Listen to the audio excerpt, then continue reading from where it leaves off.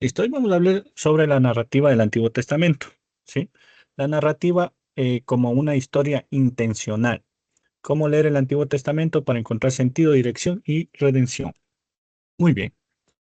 Entonces, vamos a la siguiente diapositiva.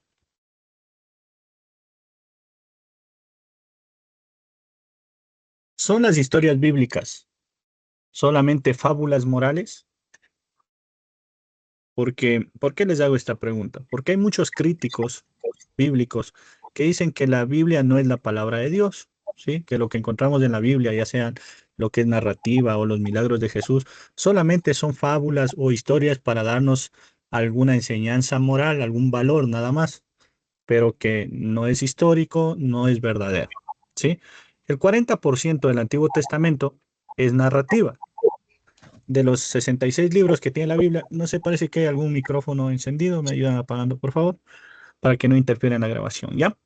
Y cuando deseen hablar, levantan la mano y les doy la palabra, no hay problema. Entonces, de todo el Antiguo Testamento, hagan cuenta, de los 39 libros, el 40% es narrativa, es del género narrativo. Y ahora tenemos también leyes, también tenemos los salmos, proverbios, que se cantares, que es poético. Tenemos también literatura profética, profetas mayores, profetas menores, pero el 40% del todo el Antiguo Testamento es del género narrativo. Ahora, la situación y la pregunta es, ¿cómo debemos leer?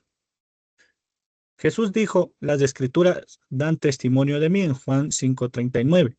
¿Cuál es el dilema?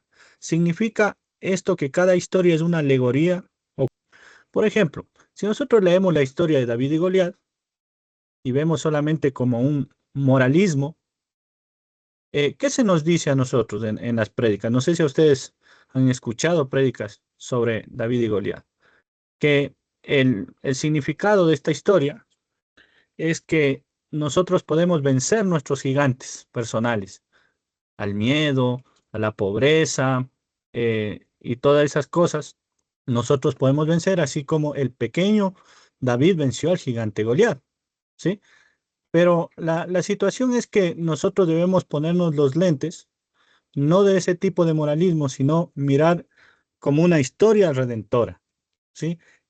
El rey que Dios provee, es decir, el protagonista principal de la narrativa es Dios, ¿sí? No es el ser humano. En todo caso, aquí David no seríamos nosotros, sino sería un tipo de Cristo, ¿verdad? Pero eso ya lo veremos más adelante. Vamos a definir entonces qué es la narrativa. La narrativa vuelve a contar acontecimientos históricos del pasado con el fin de dar sentido y dirección a un pueblo determinado en el presente. Aquí tenemos entonces un evento pasado, algo que sucedió en la historia, y aquí tenemos una narración intencional. ¿Para qué? Para darle sentido en el presente. Por ejemplo, ¿quién sabe quién es el autor del Pentateuco? ¿Quién de ustedes me puede responder? Moisés. Ya, se dice que Moisés escribió el Pentateuco. Ahora, Moisés no vivió cuando Dios creó los cielos y la tierra y creó a Adán y Eva, ¿verdad? Pero sin embargo, él utiliza esas historias del pasado, ¿para qué? Con una intención. ¿Cuál es esa intención? Al, al, al pueblo, al pueblo de ese tiempo, él quería transmitir cómo Dios había creado de la nada, había preparado todo para la primera pareja que creó, todo lo que hizo era bueno, presentando a Dios de entrada como el creador, el todopoderoso. ¿Sí ven? Entonces, él hizo todo esto que tenemos en Génesis, cogió los eventos, las historias del pasado y elaboró una narración intencional para darle sentido a un pueblo dirección, a un pueblo determinado. No es ficción. A ver, la narrativa no es ficción. Es la historia suprema, verdadera y crucialmente importante. ¿Alguna pregunta hasta aquí? No, seguimos. Esta es la anatomía de la historia, ¿sí? En la historia tenemos personajes, trama y resolución. En los personajes tenemos al protagonista, al antagonista y los agonistas. En este caso, ¿quién es el protagonista de la narrativa bíblica? Dios. Él es el héroe definitivo. ¿Y quién es el antagonista? Satanás, los demonios, los que se oponen al plan de Dios. Y los agonistas vendría a ser el pueblo de Dios. Entonces, la narrativa, el protagonista de la narrativa bíblica es Dios. Aunque nosotros vemos por ejemplo, a David venciendo a Goliat, pero ¿por quién lo logró? ¿Quién es el verdadero héroe? ¿Quién derrotó al gigante verdaderamente? Dios, ¿sí? Nosotros vemos a José resistiendo la tentación, pero ¿quién es el verdadero protagonista? Es Dios, ¿correcto? Entonces, el antagonista es Satanás, quien se opone a los planes del Señor, ¿ya? Y tenemos una trama, es la tensión que busca resolución, es decir, todo lo que sucede en medio de la narrativa, todo eso es la trama. No sé si ustedes han visto novelas, han visto series, entonces tiene un inicio y obviamente tiene un final la serie y todo lo que sucede en medio, sería la trama, ¿ya? Aquí tenemos lugares, personas, acontecimientos y todo. Y al final tenemos una resolución, cielos nuevos y tierra nueva. Imagínense entonces ustedes a la historia como una montaña, como ustedes pueden ver aquí, ¿ya? Entonces aquí tenemos el inicio o el comienzo. Aquí tenemos el conflicto. Hagamos esto como si fuera la historia de la humanidad. Aquí tenemos la creación, ¿ya? Luego acá tenemos la caída. El hombre peca, desobedece a Dios, ¿verdad? Entonces, esa es la caída. Y aquí tenemos la redención. ¿Por medio de quién? Por medio de Cristo, ¿sí? Él viene a redimir y luego tenemos la restauración final. Si desean, pueden. Entonces tenemos, el comienzo sería la creación. El conflicto sería la caída o la corrupción. La resolución del conflicto sería la redención. Y el final es la restauración. Entonces, las partes básicas de la historia vendrían a ser comienzo, conflicto, resolución del conflicto y final. En todas las historias ustedes van a encontrar estas partes, en todas las historias. Y con eso ustedes pueden mirar si algún texto bíblico entra en esta categoría.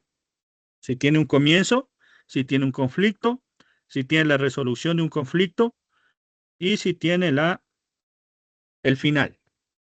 Correcto. ¿Alguna pregunta es aquí? Ahora, la narrativa tiene tres niveles. El nivel 1 sería relatos individuales, por ejemplo, sobre José, sobre Gedeón, sobre Ruth. Ahora, estos relatos individuales, estamos hablando del Antiguo Testamento, forman parte de la historia del pueblo de Israel, ¿sí? Entonces, el nivel 2 sería la historia de Israel. Aquí tenemos los pactos, tenemos el éxodo, tenemos la conquista, el exilio. Todas esas historias de aquí forman parte del nivel 2 también. Y esto, a su vez, forma parte del nivel 3, que es una metanarrativa, que es a nivel de toda la Biblia. Tenemos el plan universal de Dios, que es la creación, la caída, la redención y la consumación. ¿Correcto? No podemos entender el nivel 1 sin conectarlo con el nivel 3. Por esto es importante que a nosotros hablar sobre algo, tenemos que tener idea de toda la narrativa bíblica. Por eso es importante leer toda la Biblia. Entonces, nivel 1, relatos individuales. Nivel 2, historia del pueblo de Israel. Nivel 3, metanarrativa, es decir, todo el plan de Dios. Creación, caída, redención y consumación. Aquí tenemos un caso de estudio, por ejemplo. Si nosotros leemos los capítulos 37 al 50 de Génesis, tenemos la historia de José. Entonces, en nivel 1, que es individual, José es vendido, resiste a la tentación, va a prisión e interpreta sueños. Eso sería a nivel individual, el nivel 1. Luego, en el nivel 2, vemos que José es un instrumento para preservar la familia de Jacob. cumpliendo Génesis 15. ¿Por qué? Porque gracias a que él llega a Egipto, eh, es vendido por sus hermanos, luego es encarcelado, después interpreta el sueño del faraón, el Señor lo pone como segundo señor sobre todo Egipto, y gracias a eso puede preservar la vida de su familia, de sus hermanos. ¿Por qué? Porque hay hambre en toda la tierra, todos están muriendo de hambre, pero Él les da provisión a su familia y aparte de eso, les provee perdón. Entonces, si vemos cómo esta historia individual forma parte del nivel 2, que es la historia de Israel, porque si José no llega a Egipto, no es de segundo al mando, su familia se muere de hambre y nunca existe el pueblo de Israel. ¿Eh? Como el nivel 2 depende del nivel 1 y tenemos la meta narrativa, que es el nivel 3, en el cual podemos decir que José es un tipo de Cristo.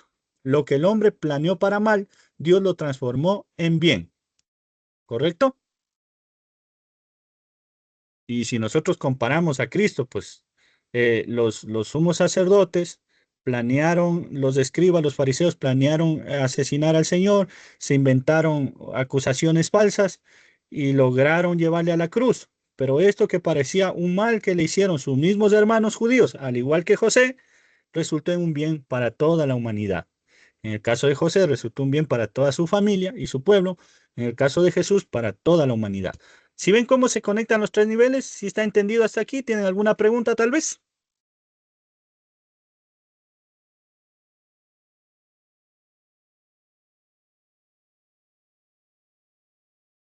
¿No hay preguntas? ¿O no me escucha? No hay preguntas. Correcto.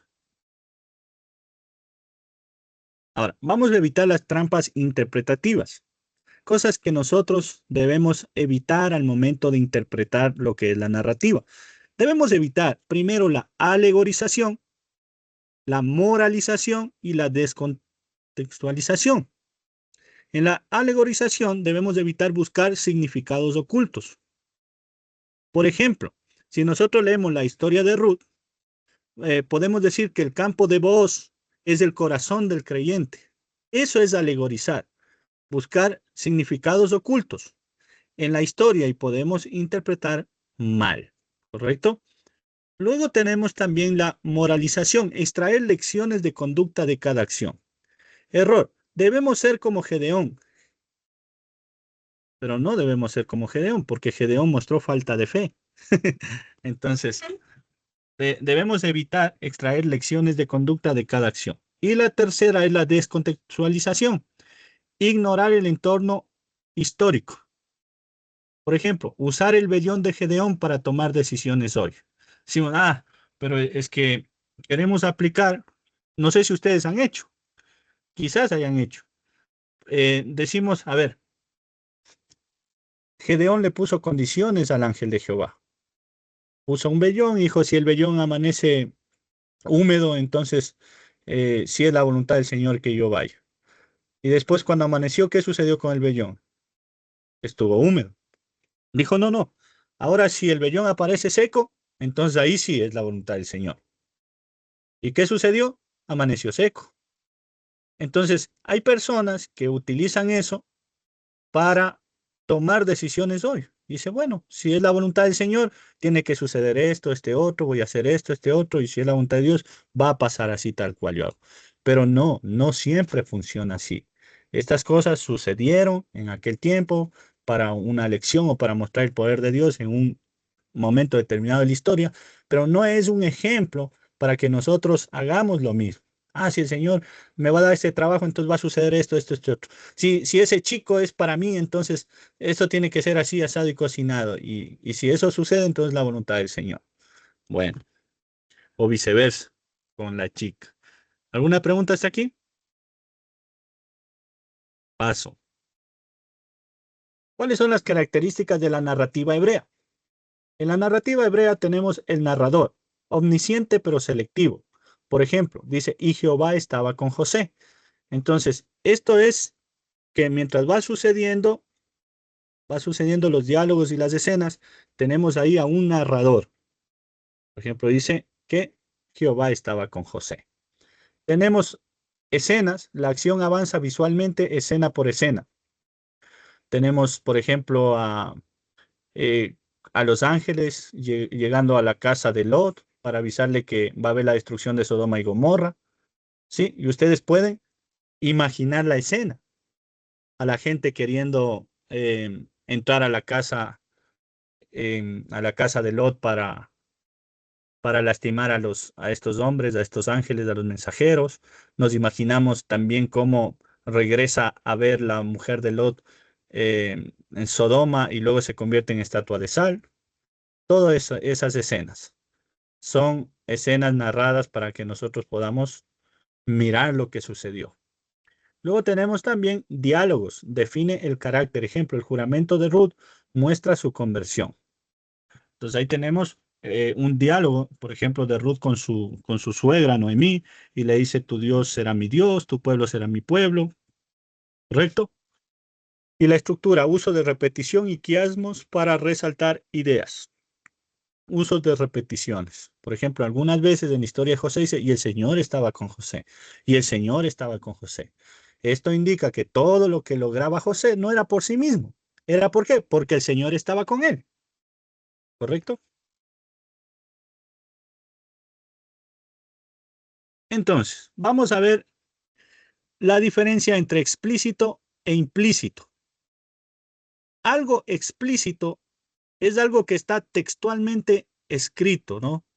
Por ejemplo, el texto dice tal cosa. Eso es algo explícito. Eh,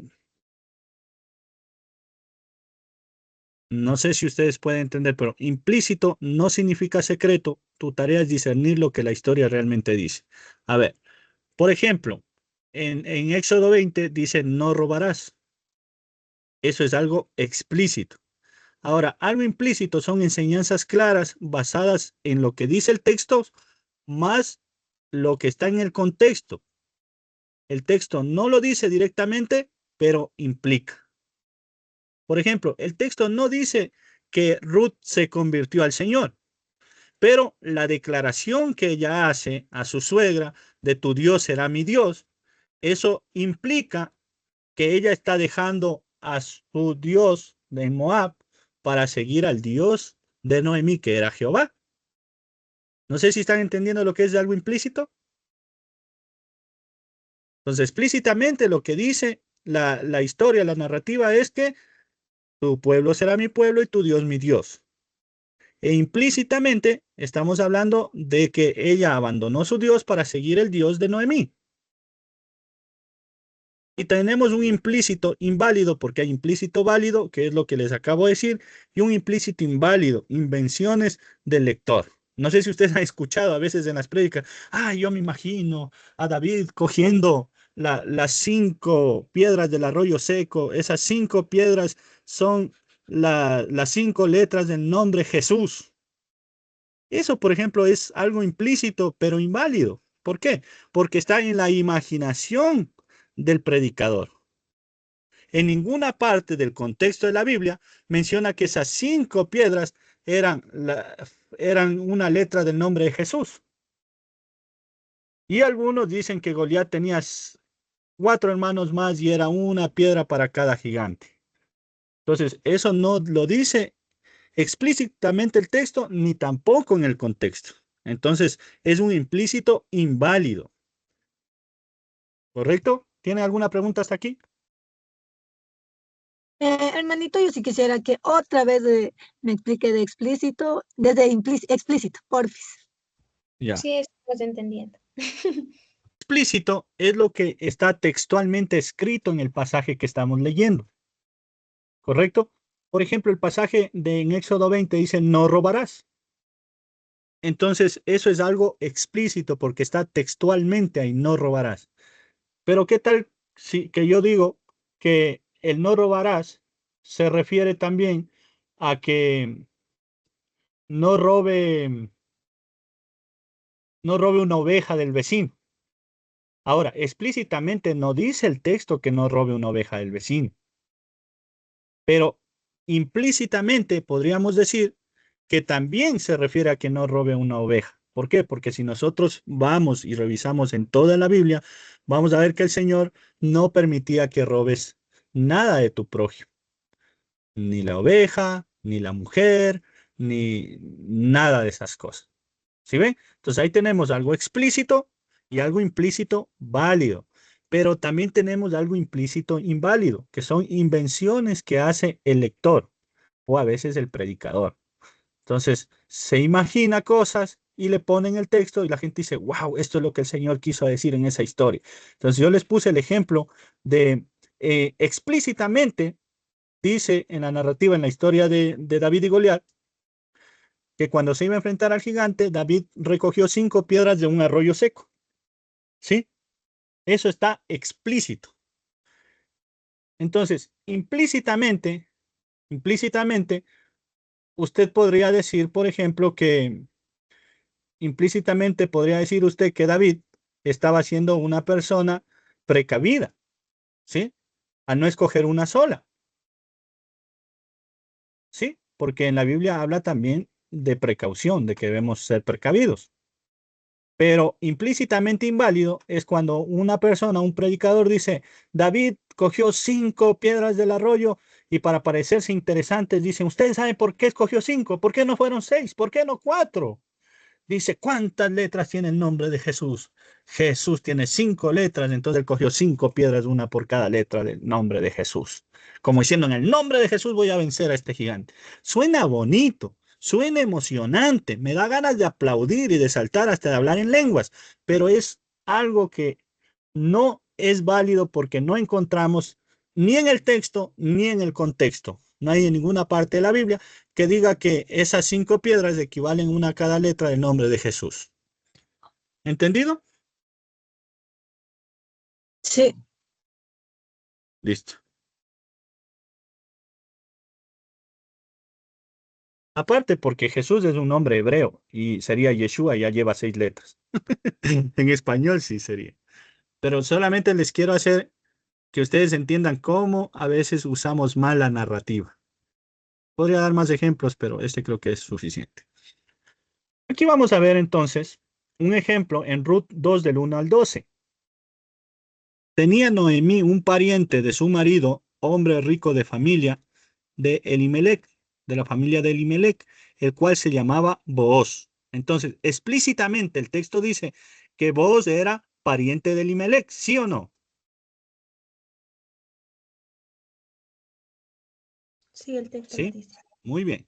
Luego dice, y Ruth la Moabita dijo a Noemí, te ruego que me dejes ir al campo y recogeré espigas en pos de aquel a cuyos ojos hallaré gracia. Y ella respondió, ve, hija mía. Fue pues, y llegando espigó en el campo en pos de los segadores, y aconteció que aquella parte del campo era de Booz, el cual era de la familia de Elimelec. Entonces, explícitamente podemos decir que Ruth fue a espigar por casualidad al campo de Booz, porque ella no sabía que era el campo de Booz, ¿correcto? Entonces dice, aconteció que aquella parte del campo era de Booz. Y respondiendo, si ya vamos al 11, y respondiendo Booz le dijo, he sabido todo lo que has hecho con tu suegra después de la muerte de tu marido, y que dejando a tu padre y a tu madre y a la tierra donde naciste, has venido a un pueblo que no conociste antes. Entonces, explícitamente, el texto nos dice que Booz había oído del sacrificio que hizo Ruth. ¿Cuál era el sacrificio? Dejar a su padre, a su madre y a su pueblo donde nació. Eso es sacar los datos explícitos del texto. No nos estamos inventando nada ni imaginando nada. Hasta aquí todo bien. Ahora, lo que el texto demuestra, es decir, lo que está implícito en el texto. Por ejemplo, en el texto está implícito en esta lectura en Ruth del 2 del 1 al 12 que vos es un israelita o era un israelita fiel. ¿Cómo lo sabemos? No dice el texto que vos era un israelita fiel, pero sí dice que él dejó a ella que expigue en el campo, en su campo y que a las criadas le den agua, o sea, que ella pueda beber agua de las criadas de él. Entonces, ¿cómo sabemos que esto está implícito? Porque él está guardando la ley de Levítico 19. A diferencia de los demás, él dejaba que la gente pobre espigue en su campo. Si nosotros leemos, no sé si ustedes pueden encontrar en Levítico 19, esta ley en especial, por favor. Vamos a ver. Tiene un punto de quién encuentra primero. Encontré. A ver, lea. Ley de la santidad y de justicia. Pero específicamente lo que estoy buscando, Ah, que vos eras un israelita fiel.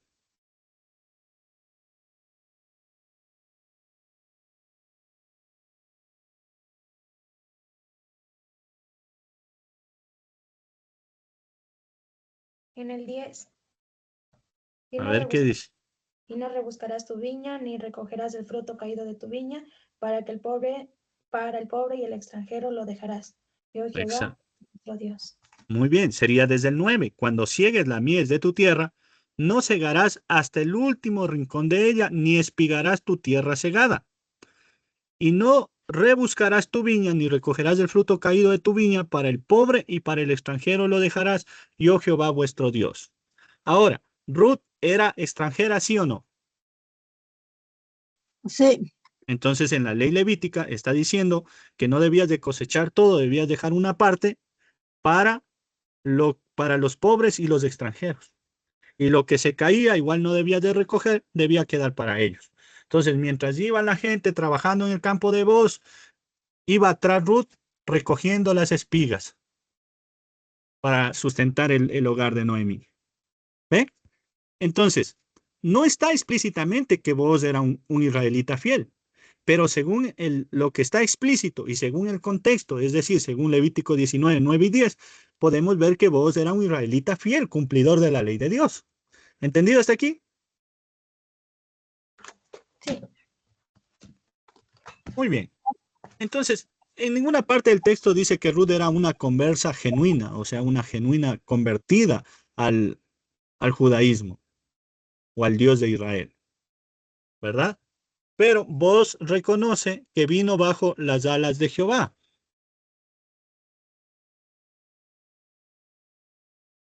¿Alguien puede encontrar ese texto?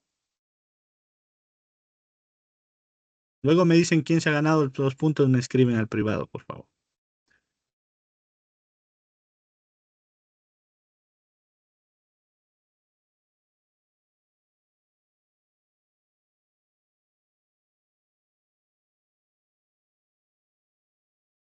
Está dentro de este pasaje.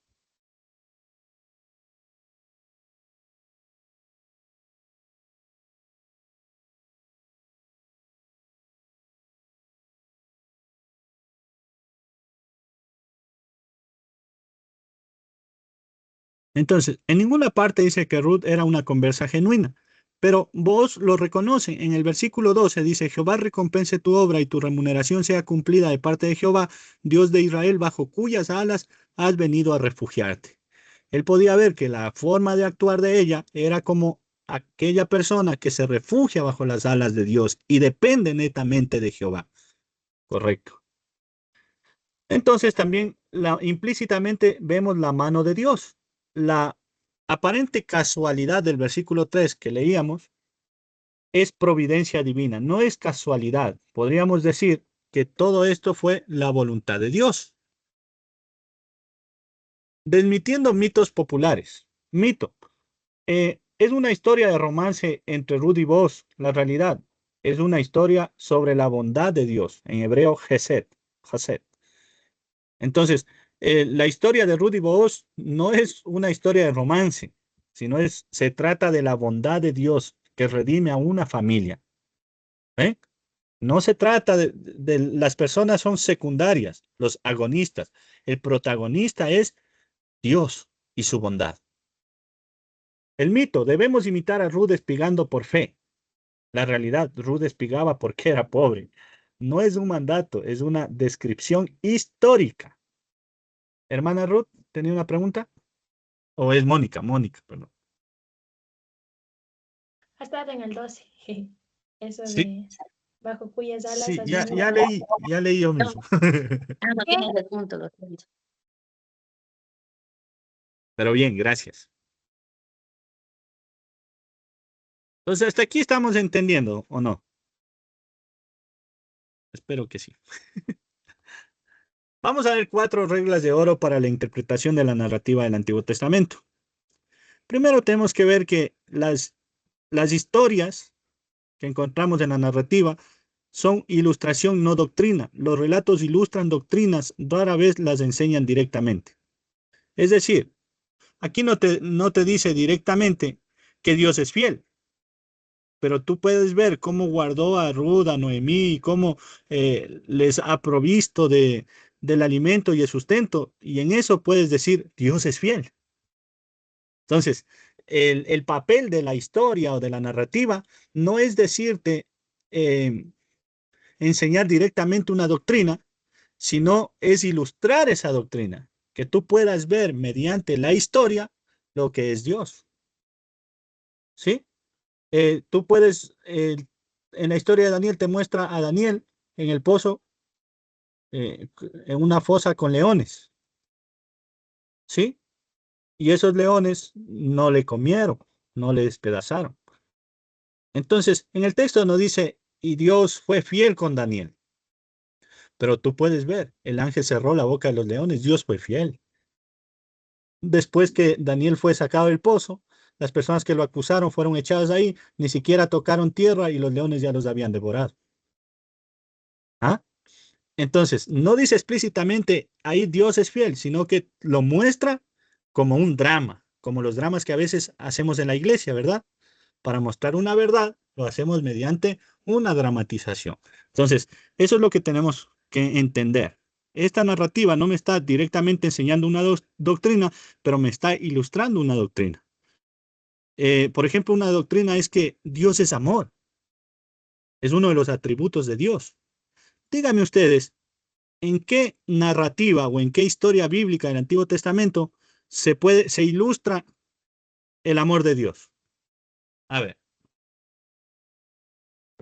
Cuando los israelitas tenían sed, ¿Ya? o Eso también nos cuando, dice que Dios es nuestro proveedor, o correcto. o cuando Dios abrió el mar rojo para que su pueblo pasara en seco. Muy bien, también nos dice que Dios es todopoderoso. Entonces, ¿sí ven cómo podemos nosotros, porque humanamente es imposible que nosotros podamos dividir el mar para pasar, pero Dios lo hizo para que el pueblo pase. Entonces, aquí vemos la fidelidad de Dios, el amor de Dios y el poder de Dios. Ahora, el texto no nos dice explícitamente esto, pero a través de la metanarrativa, nosotros podemos ver que esa historia nos hablan de esto, nos ilustran eso.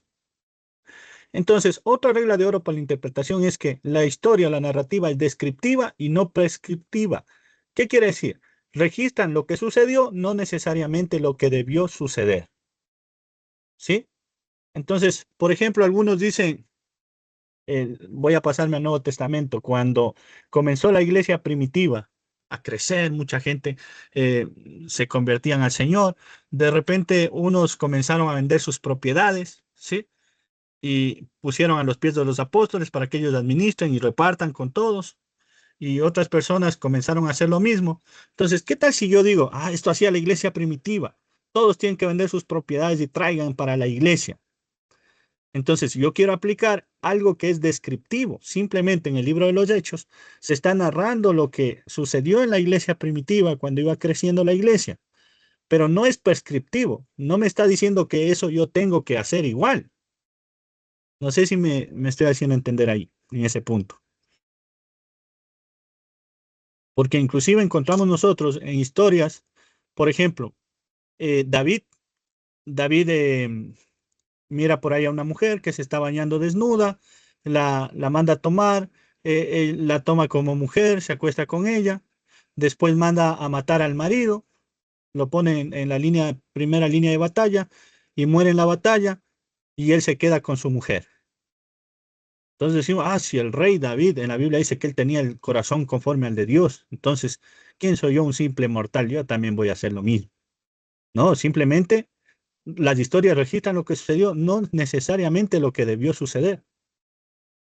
No era bueno que eso suceda, pero eso estaba en el corazón del rey y sucedió. Y la historia no nos oculta lo que sucedió, más bien nos muestra para ver lo que el ser humano puede llegar a ser. Pero luego vemos también la bondad de Dios, la misericordia de Dios, cómo Dios le perdona. ¿Estamos hasta aquí bien? Y aquí esto nos lleva al tercer punto, que es la falibilidad humana. Los personajes no siempre son ejemplos a seguir. Yo les puse este ejemplo que está de acuerdo con el punto número 3. A decir, quiero ser como David. O sea, que quiere ser adúltero como David. ¿Quiere ser asesino como David? No, yo prefiero ser como Cristo. ¿Eh? Entonces, nosotros no debemos tomar a estos personajes como un ejemplo, porque algunos ya tienen que ser como José, pero hay que tomar en cuenta que no todo en José era bueno. Él era chinchoso de chiquito, se creía el centro de todo, y porque él era mimado del papá, y eso hizo que los hermanos le odien. Aunque Dios utilizó todo eso por un plan, de todas formas, también nos muestra cómo los hombres fallamos. El verdadero héroe, la cuarta regla para interpretar la narrativa, es que el verdadero héroe es Dios. Dios siempre es el protagonista principal. Siempre. La historia de David es la historia de Dios. La historia de José es la historia de la fidelidad de Dios, de la bondad de Dios. La historia de Ruth es la historia del amor, la misericordia, la bondad de Dios. ¿Ve? Entonces, el verdadero héroe en cada historia que encontramos en el Antiguo Testamento es Dios.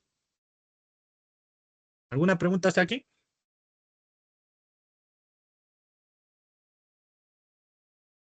¿No? Muy bien. Espero que estén comprendiendo. Trato de resumir lo más que puedo para que puedan comprender bien, ¿ya? La narrativa nos libera del moralismo. Cuando predicamos a José como modelo de paciencia o a Ruth como modelo de romance, cargamos a la audiencia con leyes humanas. La narrativa bíblica no es un manual de autoayuda, es la invitación a participar en la gran historia de Dios. El narrador insiste, bendito sea el Señor, Ruth 2:20. Él es el personaje definitivo. Entonces nosotros debemos tratar en cada historia, y si usted predica sobre una historia, no tenemos que mostrar a la gente quién es el verdadero protagonista de esa historia. Siempre ponemos a las personas como protagonistas, pero ya vimos que el protagonista de la narrativa bíblica es Dios. Jesús dice en Juan 5:39, las escrituras dan testimonio de mí. O sea, cuando él se refiere a la escritura, se refiere a todo el Antiguo Testamento. Dice, todo el Antiguo Testamento se está refiriendo a mí. Es decir, el centro de la narrativa es Cristo. Entonces, cuando nosotros vamos a hablar de José, sí, hablamos de todo lo que él hizo, cómo se guardó, pero todo esto es porque el Señor estuvo con él. Aprendamos a depender de Dios y a confiar en él, porque Dios es esto y este otro. Entonces, eso sería interesante. Cada vez que ustedes compartan, hagan un devocional, hagan una predicación, un sermón, ustedes siempre tienen que tomar en cuenta esto. El protagonista de la historia es Dios. Sí, David, el pequeño, se enfrentó con el gigante, pero no exaltamos a David y el poder de David y la valentía de David. Exaltamos a Dios, el poder de Dios. Dios es el que le escogió a David. Dios es el que puso valentía en su corazón. Es Dios, Dios, Dios y Dios. Y esta es la tarea. Vamos a leer Génesis 37, José y sus hermanos, identificar los 3 niveles narrativos, detectar 2 errores comunes de interpretación y redactar una aplicación que respete la intención del narrador. Muchas gracias.